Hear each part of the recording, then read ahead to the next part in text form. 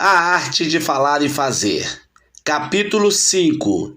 Não diminua a força de vontade. Não dispomos de pouco tempo, mas desperdiçamos muito. A vida é longa o bastante se souber como usá-la. Sêneca, sobre a brevidade da vida. A força de vontade é o combustível que alimenta a nossa barra de energia de realização.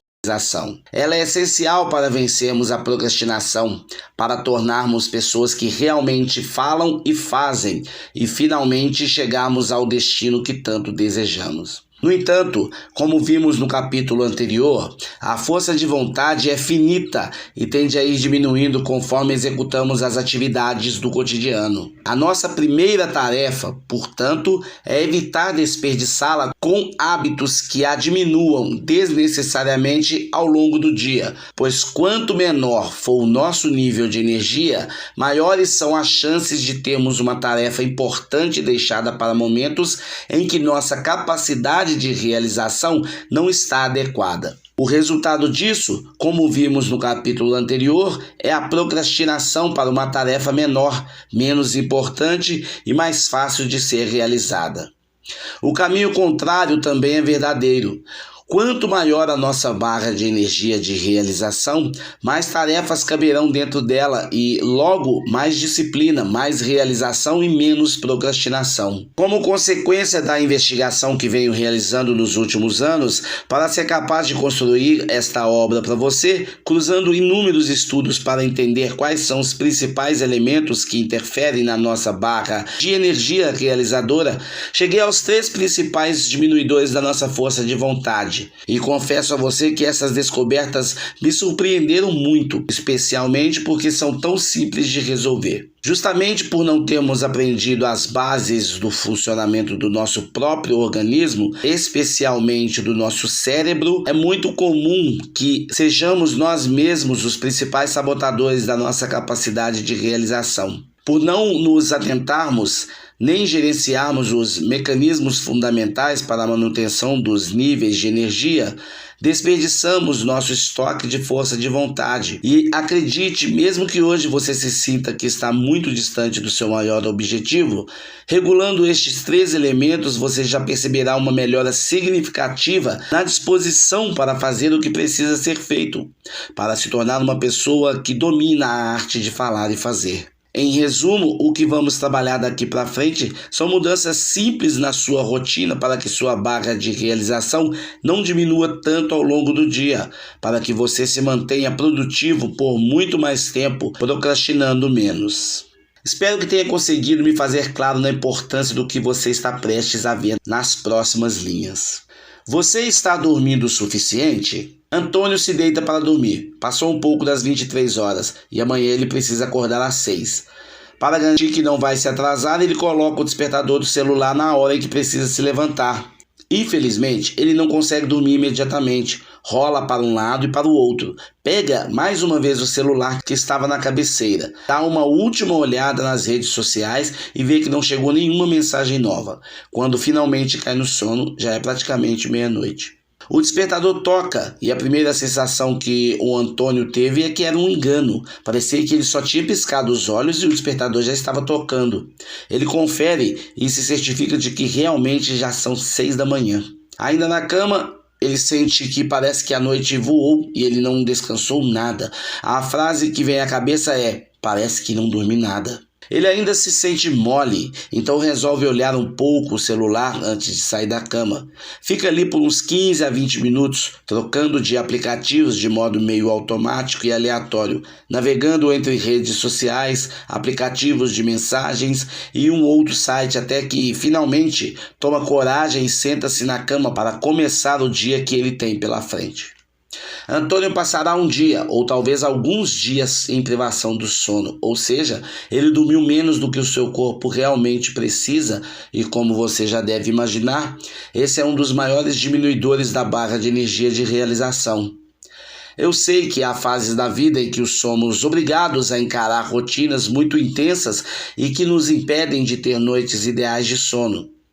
Contudo, dormir menos que o necessário prejudica os níveis de energia, aumenta os níveis de estresse e faz com que seu autocontrole para resistir às tentações diminua. Para estarmos na mesma página sobre a privação do sono, esse é um termo usado para descrever um estado no qual um indivíduo não consegue obter a quantidade adequada de sono para um ótimo funcionamento físico e cognitivo. Do ponto de vista da neurociência, a privação do sono tem consequências significativas no cérebro e no comportamento. A quantidade de sono que uma pessoa necessita varia, mas em geral, a maioria dos adultos precisa de cerca de 7 a 9 horas de sono por noite. A comunidade científica geralmente considera que alguém está experimentando privação do sono quando obtém menos sono do que a quantidade recomendada para sua faixa etária ou para sua individualidade orgânica, ou quando a qualidade do sono é pobre, mesmo que o tempo de sono pareça suficiente. Quando dormimos mal, temos que enfrentar uma reação em cadeia do nosso organismo, que inclui dificuldade para gerenciar as emoções, para manter a concentração e desequilíbrio dos níveis de glicose, que se refere ao nível de açúcar em nosso organismo e é a nossa principal fonte de energia. Então, nos dias em que nos sentimos muito cansados, o cérebro cede à tentação de consumo maior de café, açúcares e alimentos menos saudáveis para tentar aumentar rapidamente a energia. Um estudo realizado com um grupo de alunos entre 18 e 29 anos documentou os impactos da privação de sono para que os participantes analisassem o grau de dificuldade em certas tarefas e como eles lidariam com demandas que exigissem processos mentais complexos. Ao comparar o desempenho dos alunos entre aqueles que tiveram noites de sono adequadas à sua necessidade natural e aqueles que dormiram menos, ficou claro que aqueles que dormiram menos sentiam a fadiga mental e a percepção maior da dificuldade das atividades, ou, nos nossos termos, passaram a ter uma percepção aumentada do tamanho da tarefa, o que eleva significativamente a chance de aquela tarefa ser procrastinada. Os alunos em privação de sono, por exemplo, tinham maior dificuldade em acompanhar as instruções de uma determinada tarefa e optaram por tentar resolver as questões por comparações mais simples em vez de fazer análises detalhadas. E sabe aquela sensação de sono acumulado que às vezes nos bate quando temos uma sequência de noites mal dormidas? Pois é, não é apenas uma sensação. Um estudo muito interessante acompanhou 23 adultos saudáveis em um experimento de 21 dias para analisar quanto tempo o cérebro leva para se recuperar de um período de privação de sono, que causa impactos negativos no ciclo circadiano, níveis de atenção, eficiência cognitiva e na memória de curto prazo.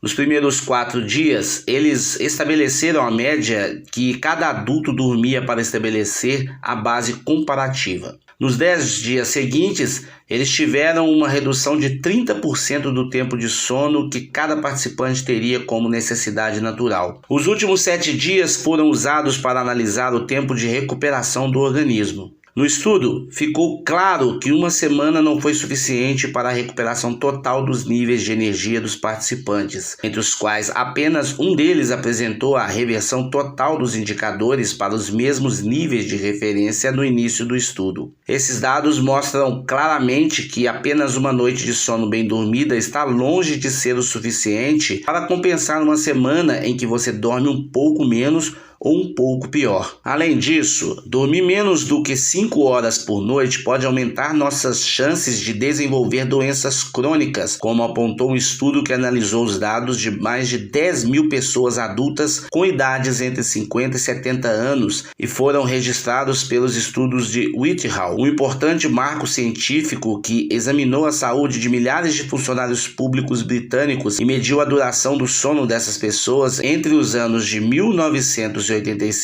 e 2016 e, depois, em 2019, no caso das pessoas que apresentavam 2 ou mais doenças crônicas. Os pesquisadores perceberam que a privação de sono aos 50 anos aumentava em 20% das chances de uma pessoa totalmente saudável desenvolver a primeira doença crônica. O que quero trazer para você com todos esses dados é que cuidar do sono é essencial para preservar os níveis da barra de energia, força de vontade, capacidade cognitiva e sua saúde.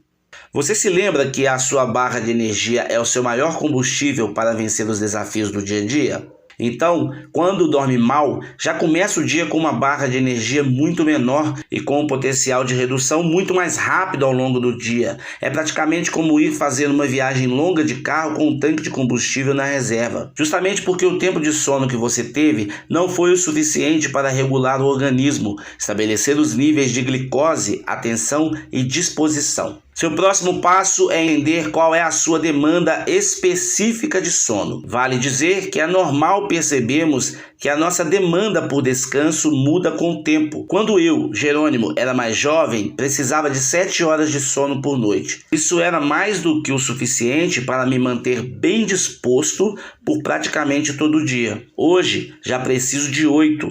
Todas as vezes que durmo menos do que o corpo necessita, estou entrando em privação de sono. Logo, minha força de vontade diminui e a minha barra de energia começa menor, aumentando a probabilidade de procrastinar as tarefas mais importantes e não dando conta de realizar o que tinha programado para aquele dia. Se você percebe que a privação do sono é um dos fatores que está atrapalhando a sua performance, diminuindo a sua energia de realização e aumentando a sua procrastinação, vamos trabalhar juntos para começar a resolver este problema imediatamente. Desenvolvi um exercício que aplico nos meus alunos para que eles melhorem sua rotina de sono. Vou aplicar ele aqui em você, basta seguir os passos. Primeiro passo, identifique o seu padrão. Fazendo uma autoanálise, qual você acredita que seja o seu padrão natural de necessidade de sono para que acorde bem e de maneira renovada pela manhã? Na maioria das vezes, quantas horas você precisa dormir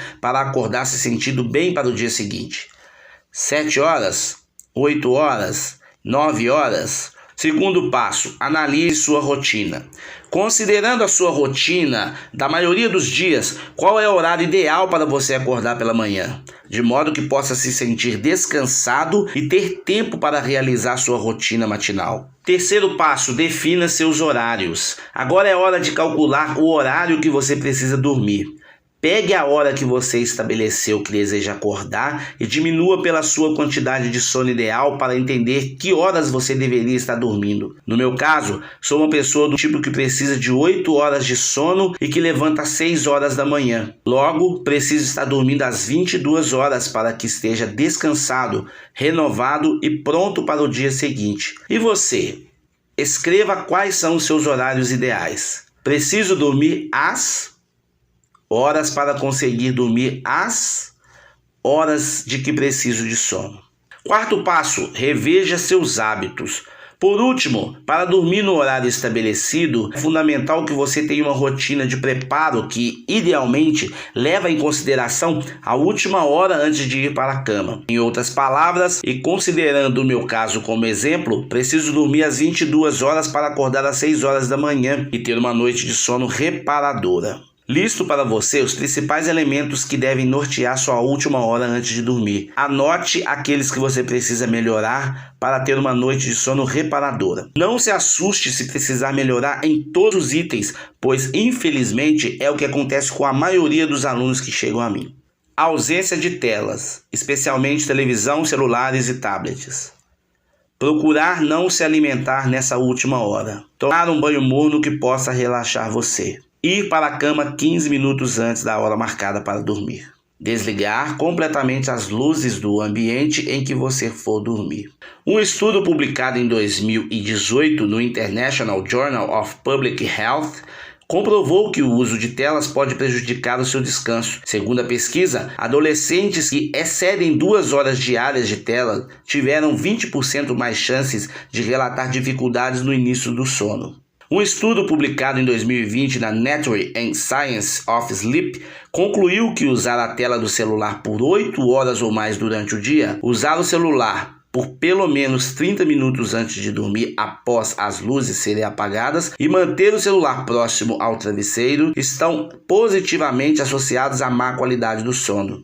Nos primeiros dias, é natural que seu sistema estranhe e busque realizar os hábitos antigos. Porém, com o passar do tempo, o seu ciclo circadiano tende a se organizar novamente e a nova rotina ficará cada vez mais natural. Se nos primeiros dias estiver muito difícil pegar no sono, resista ao uso das telas e procure adquirir o hábito da leitura, meditação ou oração nesse momento.